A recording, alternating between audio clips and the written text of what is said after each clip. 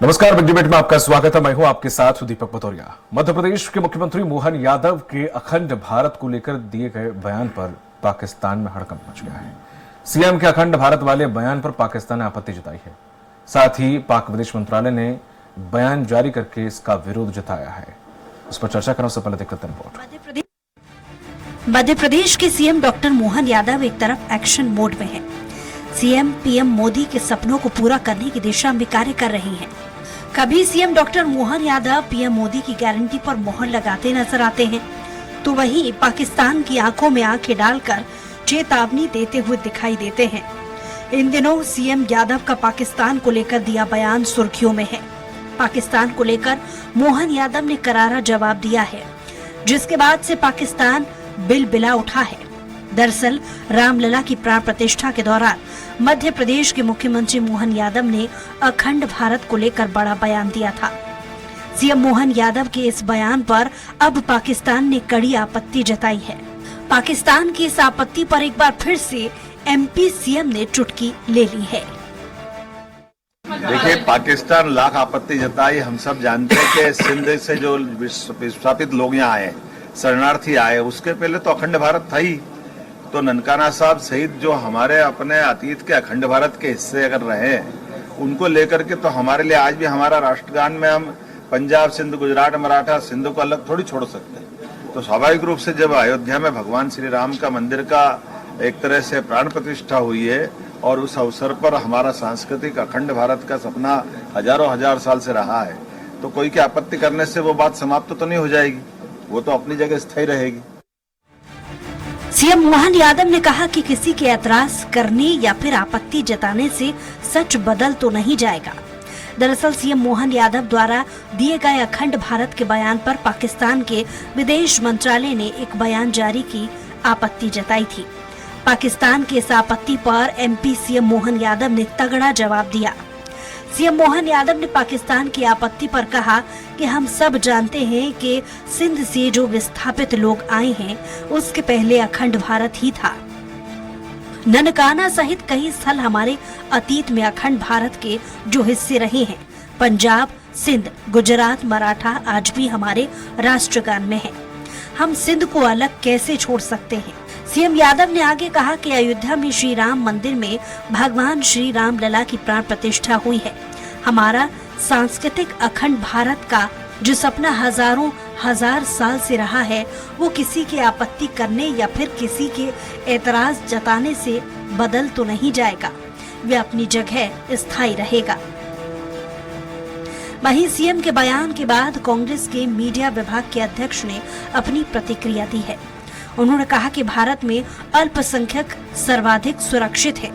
इतना ही नहीं, उन्होंने आगे कहा कि माननीय मुख्यमंत्री डॉक्टर मोहन यादव जी, कृपा कर आप अंतर्राष्ट्रीय मामलों में अपरिपक्व बयानबाजी करके शत्रु देशों को भारत की विदेशी नीति में हस्तक्षेप करने का अवसर मत दीजिए।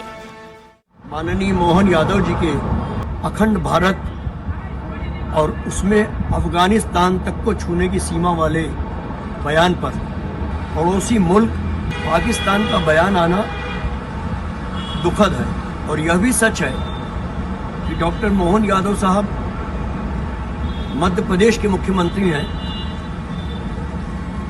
संयुक्त राष्ट्र संघ के महासचिव नहीं। उन्हें मध्य प्रदेश की सीमाओं में रहकर अपनी बात करनी चाहिए। जिस दिन यह बयान आया था, उस दिन भी हमने अपना रुख स्पष्ट किया था कि गृह मंत्री के नाते माननीय मुख्यमंत्री जी को मध्य प्रदेश की बिगड़ती कानून व्यवस्था पर ध्यान देना चाहिए। बहरहाल सीएम के बयान के बाद से सियासत जारी है, तो वहीं सीएम के बयान ने पाकिस्तान को हिलाकर रख दिया है। ऐसे में देखने वाली बात ये होगी कि सीएम के इस बयान के बाद किस तरह की सियासत देखने को मिलती है। Special desk, Swaraj express.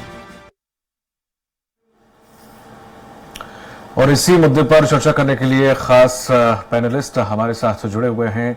हमारे साथ बीजेपी प्रवक्ता हैं सुरेंद्र शर्मा जी। सुरेंद्र जी, आपका बहुत बहुत स्वागत है। कांग्रेस प्रवक्ता हैं अमित शर्मा जी। अमित जी, आपका भी बहुत बहुत स्वागत है।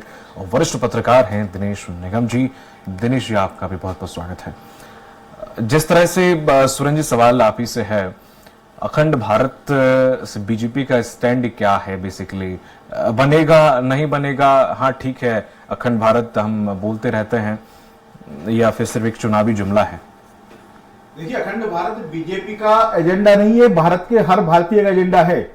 जिस दिन इस देश का विभाजन हुआ था, महर्षि अरविंद ने कहा था कि भारत का विभाजन अप्राकृतिक है और यह एक न एक दिन समाप्त होकर रहेगा। जिस संदर्भ में माननीय मुख्यमंत्री मोहन यादव जी ने कहा है, हम भारत के संविधान की बात करते हैं तो भारत के संविधान के पहले पृष्ठ पर भगवान राम के राज्याभिषेक का चित्र था और राम का राज्य कहां तक फैला था, जिसको चक्रवर्ती सम्राट राम कहलाते थे, उसका भी उसमें संदर्भ आता है, जिसका उल्लेख माननीय मुख्यमंत्री मोहन यादव जी ने किया। हमारे जनगण मन में पंजाब, सिंधु, गुजरात, मराठा आता है, तो सिंधु आज कहां है? अगर हमारे राष्ट्रगान, जिसको हमारी उस समय की सरकार ने नेहरू जी के नेतृत्व में स्वीकार किया, तो सिंधु को उल्लेख आता है, तो सिंधु निश्चित तौर पर राष्ट्रगान का हिस्सा है, तो उस राष्ट्र का भी हिस्सा होना चाहिए। वीर सावरकर ने कहा था कि किसी देश की सीमाएं संधि पत्रों, नदियों से, पहाड़ों से, पर्वतों से निर्धारित नहीं होती, वह निर्धारित होती उस देश के युवाओं के धैर्य, शौर्य, पराक्रम से। जिस दिन इसकी देश की आने वाली पीढ़ियां अपना पराक्रम, अपना कर्तव्य दिखलाएंगी, इस देश की सीमा पुनः जहां तक थी वहां तक पहुंच जाएगी। ये हमारे मनीषियों ने कहा है। और तो और, जब इस देश की स्वतंत्रता की 50वीं वर्षगांठ मनाई गई, तो इस देश की संसद ने सर्वसम्मति से, अब मैं बहुत और आगे व्यापक नहीं जा रहा, इतना तो इस देश की संसद ने कहा है कि पाकिस्तान के कब्जे में जो पाक अधिकृत कश्मीर है, उसको हम वापस लेकर रहेंगे। मुझे लगता है अखंड भारत की शुरुआत वहां से होगी। माननीय मुख्यमंत्री मोहन यादव को धन्यवाद देना चाहता हूं, उन्होंने देश के करोड़ों लोगों की भावना को उल्लेख किया है। और जिस प्रकार यरूशलेम के लोग 400 साल तक कहते रहे कि अगली बार मिलेंगे तो यरूशलेम में मिलेंगे, भारत के हर व्यक्ति को कहना चाहिए कि अगला 15 अगस्त मनाएंगे तो लाहौर में जाकर मनाएंगे। नहीं, लाहौर में तो जाके हम मनाएंगे, वो सब ठीक है। पीओके के लोग भी चाहते हैं कि हम भारत का हिस्सा बन जाएं, तो हम पीओके के हम इतना नहीं ले पाए। यहाँ तक कि नेपाल में अभी पिछले के 2 सालों पहले की बात है कि हम नेपाल की अपनी ही वो जमीन है जिस पर हालांकि नेपाल अपना अधिकार जमा, तो वहां पे हम रोड बना रहे थे, राजनाथ सिंह ने रोड बनाने का आदेश दिया था, उस पर नेपाल एक पिद्दी सा देश हम पे चढ़ाया था।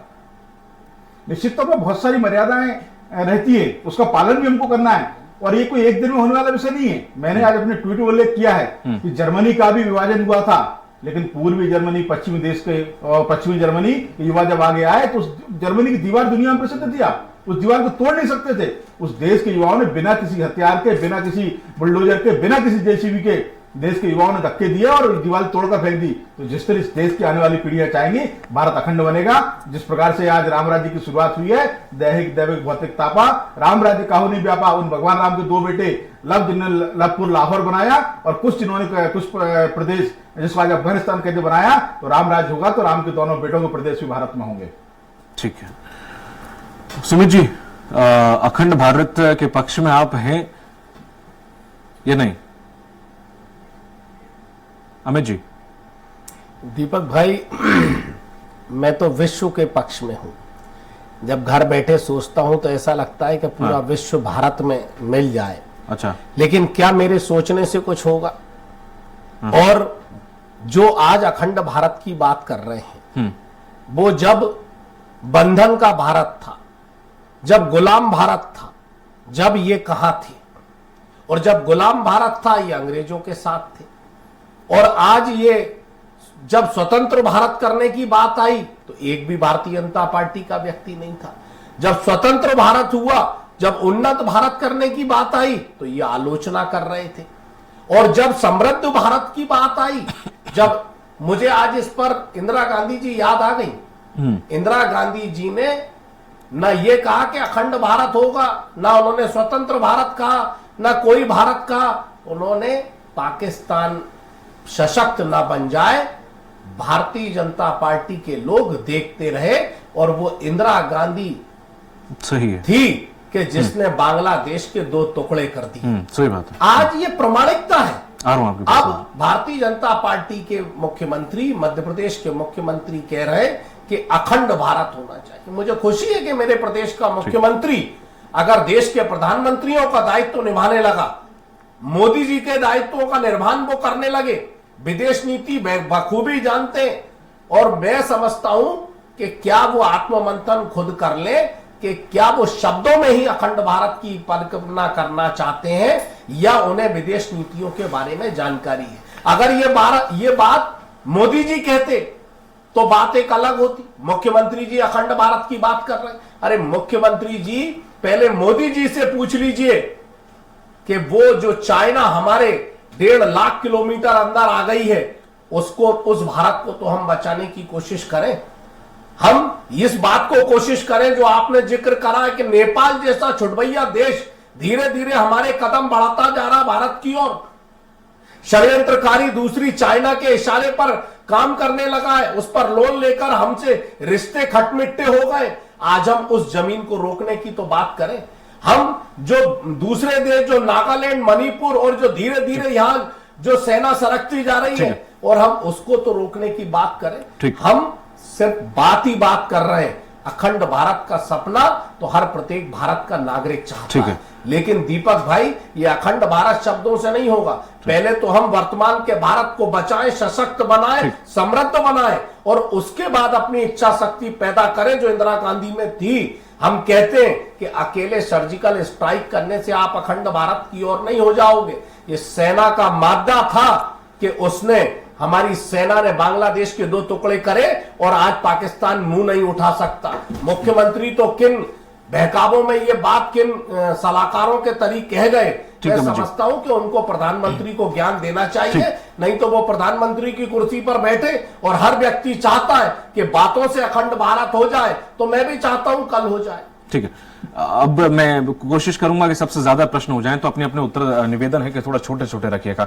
निगम जी, अखंड भारत का जो सपना है, सपना तो जाहिर सी बात हर भारतीय का है, जैसे अमित जी भी कह रहे हैं कि हमारा भी, हम तो विश्व का, लेकिन ठीक है, बीजेपी ने पहले इससे रखा कि अखंड भारत होना चाहिए या कुछ भी। मोहन जो सीएम है, डॉक्टर मोहन यादव, उनकी तरफ से ये जो स्टेटमेंट हो सकता है उनकी व्यक्तिगत राय, उन्होंने रख दिया फ्लो में, बोलना चाहिए या नहीं बोलना चाहिए? नहीं, निश्चित रूप से ये दीपक जी क्या है, भदौरिया जी, कि ये सीएम की व्यक्तिगत राय भी हो सकती है। जरूरी नहीं कि पार्टी के हाईकमांड के निर्देश पे या इस तरह से उन्होंने कोई बयान दिया हो। और ये देखिए क्या है कि हर दल में अलग अलग तरह के लोग रहते हैं और सबकी सोच अलग अलग होती है। कांग्रेस में भी ऐसे बहुत से नेता हैं जो कभी न कभी ऐसे कोई बयान जारी कर देते हैं जिससे कांग्रेस के हाईकमांड जो है हाथ खींचता है और बोलता है हमें इससे कोई लेना देना नहीं। ये उनकी व्यक्तिगत सोच है। ऐसे हो सकता है कि सीएम ने जिस बिहार पे इसका उल्लेख किया हो, तो ये उनका बोलने का व्यक्तिगत सोच रही हो कि हमारी कल्पना ये है कि ऐसा होना चाहिए। इसमें कोई दो राय नहीं। अमित जी ने एक बहुत अच्छी बात बोली कि जो जिसका दायरा है, अगर उस दायरे में रह करके वो अपने अपने सीमाओं को देखें तो ज्यादा उचित होगा। और मेरा भी एक सुझाव यही है कि वरिष्ठता के नाते कि अभी सीएम का कार्यकाल भी बहुत सीमित है और अभी उनके ऊपर बहुत सी जिम्मेदारियां मध्य प्रदेश की ही है, और वो पहले मध्य प्रदेश के जो जिम्मेदारियां हैं उनके दायित्वों को निभा ले। जो वादे उन्होंने किए आम जनता से, छात्रों से, बेरोजगारों से या आम पब्लिक से, जिससे भी मतदाताओं से, उसको पूरा करें। और ऐसे मेरा सुझाव ये है कि ऐसे बयानबाजियों से वो कटना चाहिए उनको, क्योंकि ये दायित्व तो दिल्ली का है। दिल्ली का हाईकमान उनकी खुद की सरकार है और लंबे अरसे से उनकी सरकार बनी है, वहां एक एक से धुरंधर नेता है, तो ये वो सवाल जवाब करें तो थोड़ा उचित प्रतीत होता है। सुरेंद्र जी, ठीक है, उनका निजी विचार हो, कैसा भी हो, लेकिन जब एक विचार हम देते हैं, हम एक पद पे होते हैं, चाहे सीएम योगी आदित्यनाथ, उनकी भी पाकिस्तान में बड़ा हाहाकार मस्ती, कोई नई बात नहीं है। हालांकि वो अब उन्होंने भी दिया तो पाकिस्तान को तो मिर्ची लगेगी, वो उन्होंने बात गुरुद्वारे की कर दी तो वो उनके क्षेत्र में आता है। सवाल ये खड़ा होता है कि अभी जो माहौल चल रहा है पूरा, अगर एशिया की हम बात करें तो हम अपने जितने पड़ोसी उनसे खाता बिगाड़ के बैठे हुए हैं। हमने लक्षद्वीप में हमने सोचा कि हम उसको बाइकआउट करके हम उसको घुटनों पे ला देंगे, तो चाइना की गोद में बैठ गया। अब वो कह रहा है ये सैनिक मार्च तक हटा लो। नेपाल वो वहां उनकी गोद में बैठा हुआ है चाइना की। भूटान तो जो आज तक हम उसकी रक्षा कर रहे, खुद की सेना नहीं है, हम सब कुछ कर रहे हैं, वो भी उनकी गोद में जाके बैठ गए, बोला डोकलाम ले लो, बाकी वाला हिस्सा हमें दे दो। जितने भी हैं, बांग्लादेश का कुछ भरोसा नहीं है। तो हम देखें कि हम चारों तरफ से जो हमारे पड़ोसी देश है, पाकिस्तान तो खुद तो बैठे हुए, वो चाइना, हम पूरे अपने बिगाड़ खाता करके बैठे हुए हैं सबसे। श्रीलंका तो वो उनके यहाँ जासूसी जहाज हमारे यहाँ जासूसी करके चला जाता, आज फिर आया था। तो अब ऐसा नहीं लगता कि थोड़ा सा हमें बचना चाहिए इस प्रकार के बयानों से? माहौल ठीक नहीं है एशिया में? नहीं, निश्चित तौर पर माहौल कोई आज से ठीक है नहीं, ऐसा नहीं है। माहौल कब खराब नहीं रहा? अंतर्राष्ट्रीय शक्तियों ने कब विदेश नीति को और भारत को प्रभावित करने का प्रयास नहीं किया? कब श्रीलंका ने भारत पर हमला नहीं किया? शांति सेना हमको क्यों भेजना पड़ी? उसका परिणाम हमको क्या भुगतना पड़ा? पाकिस्तान ने कब को हमको आंख नहीं दिखाई? हमको पाकिस्तान में सेना भेजना पड़ी, जिसका उल्लेख उन्होंने किया, अमित जी ने, बांग्लादेश बनाने तक की नौबत आ गई। तो अंतर्राष्ट्रीय शक्ति अपना काम करेंगी, पर हमारा कोई स्वाभिमान है कि नहीं, हमारा कोई स्थान है कि नहीं, हमारे कोई सिद्धांत है कि नहीं, हम इस देश के विचारों को लेकर चलेंगे। राम राज्य की बात आएगी तो अखंड भारत की बात आएगी।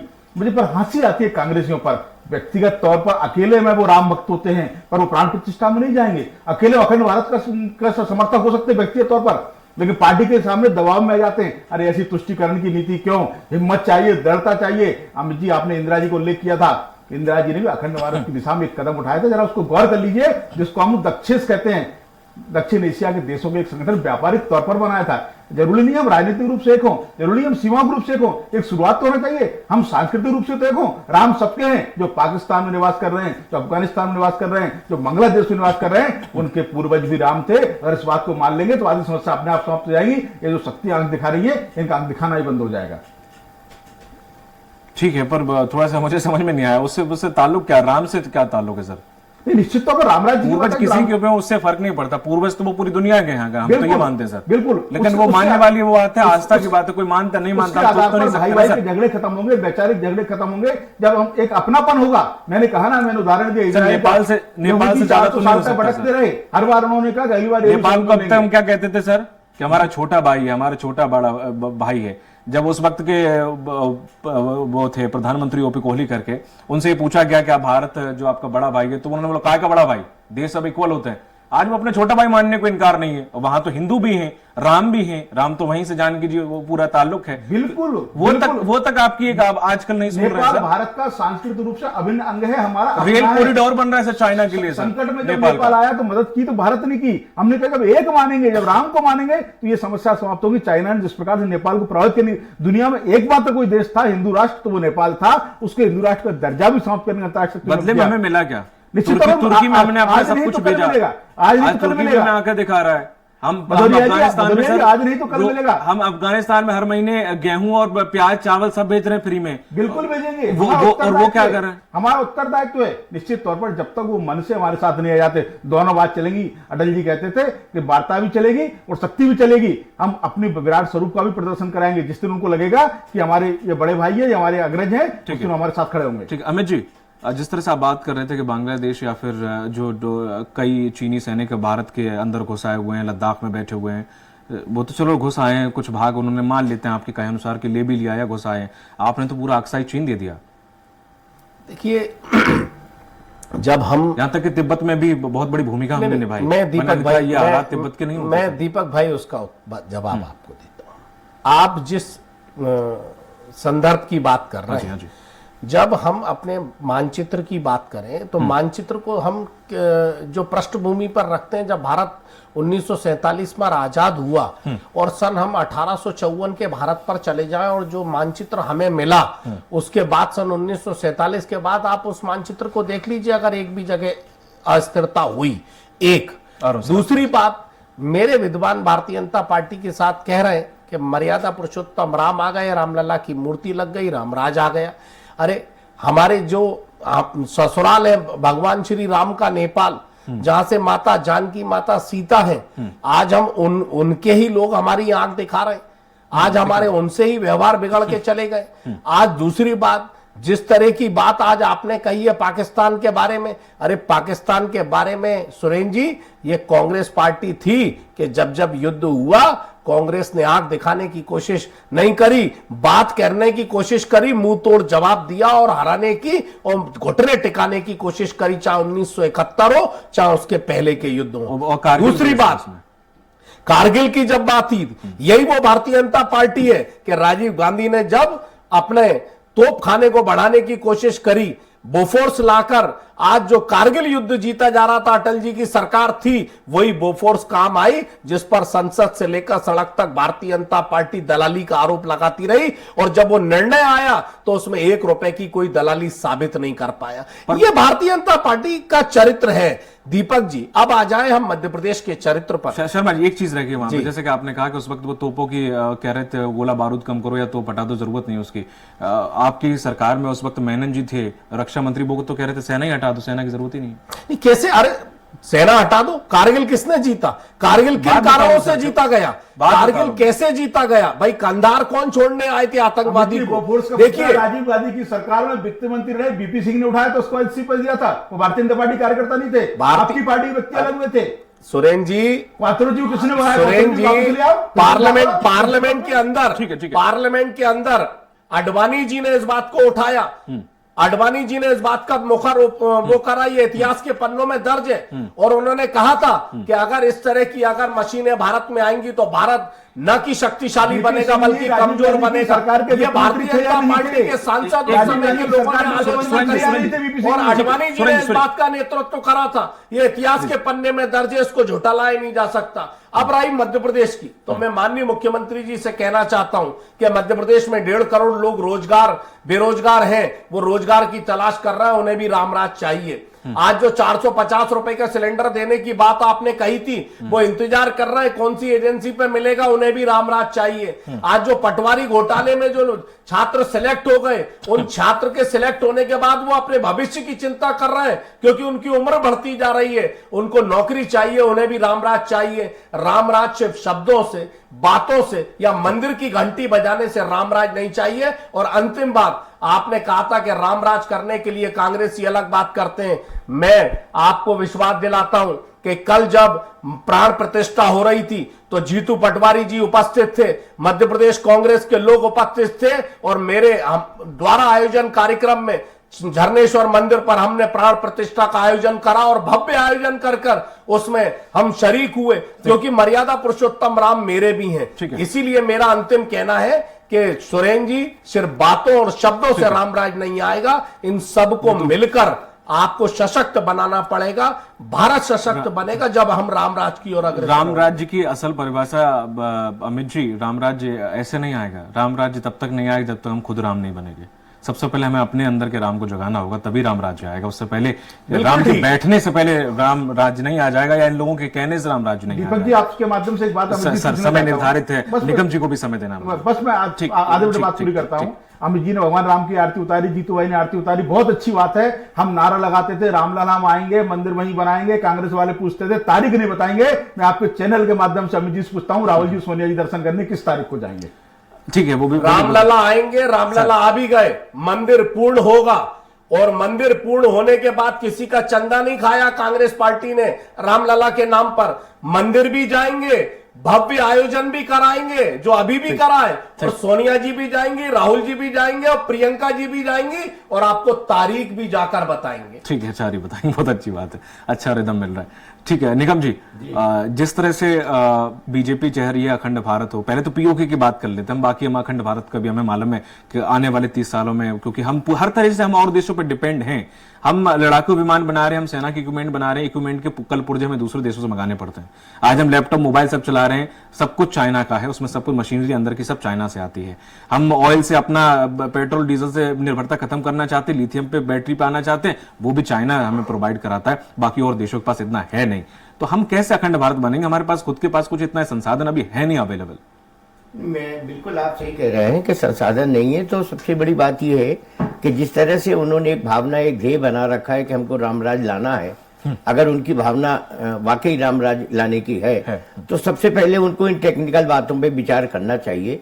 ये जो चीजें बाहर से विदेशों से आ रही हैं, जो निर्माण वहां से बन करके आ रही हैं, और हमारे यहाँ देश में उनकी बिक्रियां, उनका उत्पादन विक्रय बहुत ज्यादा हो रहा, एक बड़े लंबी तादाद में हो रहा। आप देखिए कि मैंने दीपावली के में देखिए आप जितने भी वो झालर रोलर और क्या क्या चीजें हैं, बहुत सी चीजें जो वहाँ चाइना से आ रही हैं, हाँ, है ना, बहुत सी चीजें। तो सबसे बड़ी बात यह है कि पहले वो कमियों को दूर करें अपन, जिनकी आवश्यकता अपने को है, पहले अपन उससे सख्त बने, अपन उनके निर्माण करना शुरू करें, उनकी बुनियादी जो भी उनके फैक्ट्री है या जो भी उपलब्ध उसके सामग्री उपलब्ध करवा सके, तो वो पहले सशक्त इस मामले में बने और उसके बाद इस तरह की कल्पना या उसका प्रचार प्रसार करे तो आम जनता थोड़ा सा प्रभावित होगी। अभी तो ये सब जानते हैं कि इस कह देने से कौवा कान ले गया तो उससे कोई फर्क नहीं पड़ना, और सब जानते हैं कि ये टाइम पास करने वाली बातें होती। तो इस तरह की बातों से बचना चाहिए और पहले अपने देश की स्थिति देखें, देश की स्थिति को मजबूत करें। यहाँ जो कमियां हैं, जो हम बाहर से सामान लाते हैं, वो सामान हम यहाँ कैसे बना सकते हैं, उनके लिए हमको टेक्निकल क्या क्या जरूरतें हैं। ऐसा नहीं है कि भारत के पास ये कमियां हैं, भारत के वैज्ञानिक एक सब कर नहीं सकते, सब कर सकते हैं। बस ये है कि उनसे काम लिया जाए, उनको उनकी आवश्यकताओं की पूर्ति की जाए, वो जो सामान चाहते हैं वो सामान उपलब्ध कराया जाए, तो निश्चित रूप से वो निर्माण ये सब चीजें अपने यहाँ उपलब्ध हो जाएंगी, अपने यहाँ बनने लगेंगी। तो उसके बाद अगर अपन कोई कल्पना करें अखंड भारत की है, राम राज्य की है, इसकी ठीक, उसकी। ठीक। और एक बात आपकी मुझे बहुत अच्छी लगी सर। कि राम राज्य लाने के पहले खुद को राम के रूप में ढलना पड़ेगा, बिल्कुल सही कहा। वो उनके मर्यादा पुरुषोत्तम के पद चिन्हों में चलना पड़ेगा, बिल्कुल। तब राम राज्य की कल्पना करे तो समझा जा सकता है। माफी चाहूंगा, मैं मेरे पास आखिरी बात। समय नहीं दीपक जी, सर। ये भारतीय जनता पार्टी वही लोग हैं जो स्वदेशी की बात करते थे, देसी की बात करते थे, और आज सबसे ज्यादा विदेशी कपड़े कौन पहन के चल रहा है ये देश जानता है। ठीक है, इसमें हम फिर कभी मैं- रखेंगे। सुरेंद्र जी, आपके अंदर कुछ हो रहा है, आप बोलना चाह रहे हैं, प्लीज, मेरे पास समय नहीं है। बस क्षमा चाहता हूं, मैं दिनेश जी से क्षमा चाहता हूं। अखंड भारत हमारे लिए टाइम पास नहीं है, हमारे जीवन का ध्येय है और भारत के हर भारतीय का लक्ष्य है, जो एक न एक दिन पूरा होगा, और मैं तो ये चाहूंगा मेरे जीवन में पूरा हो। ठीक है, बहुत बहुत शुक्रिया सुरेंद्र जी आपका, अमित जी आपका, दिनेश जी सभी आपका। कहते हैं, देखिए सुरेंद्र, राहुल गांधी को टाइम पास मंदिर नहीं, जाने से टाइम पास असम नहीं। में भारतीय जनता पार्टी की सरकार रोकती है, जी, और एक तो तरफ हम मैंने राम राज ठीक है सर, तीनों लोगों का बहुत बहुत शुक्रिया, तीनों लोगों का बहुत बहुत शुक्रिया, अरे अकेले जा रहे थे। बहुत बहुत शुक्रिया सर आपका। जिस तरह से देखा जाए, अखंड भारत का जो बयान सीएम ने दिया है, उससे पाकिस्तान में हाहाकार मच गई है, लेकिन जाहिर सी बात है कि विदेश नीति बनाने का काम किसी और का है, उसे संभालने का काम किसी और का है। इन सब बातों से हो सकता है कि कुछ रिश्तों में खटास पैदा हो और कुछ जो हमारा विदेश विभाग उसको स्टेटमेंट अपनी तरफ से देना पड़े। जाहिर है अखंड भारत का सपना हर किसी का है, देखने वाली बात यह होगी कि वाकई ये कभी पूरा होगा या नहीं। मुझे दीजिए इजाजत, नमस्कार।